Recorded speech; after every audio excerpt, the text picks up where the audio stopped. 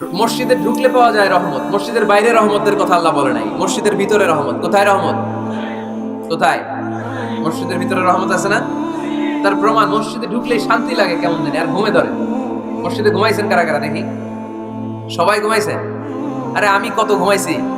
জুমার নামাজের সময় যে কি ঘুম আসে, আসে আসে কমন পড়ছে, একেবারে কমন পড়ে গেছে। ঘুম আসে কারণ রহমত, রহমতের ঝিরিঝিরি বাড়ি ধারা আল্লাহ তাআলা আরশের উপর থেকে নাজিল করতে থাকে। আর এই রহমতের কারণে হৃদয়টা প্রশান্ত হয়ে যায়, অনেকের ঘুমও চলে আসে। ঠিক কি না?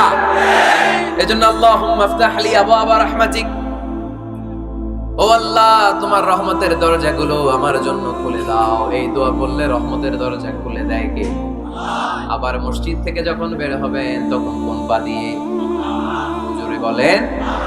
বাম পা দিয়ে কি পড়বেন? আল্লাহুম্মা ইন্নী আসআলুকা মিন ফাদলিক, ও আল্লাহ তোমার কাছে আমি তোমার পক্ষ থেকে ফদল চাই, মানে রিজিক চাই। রিজিক দেওয়ার মালিক কে?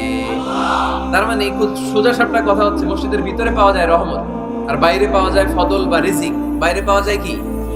রিজিক।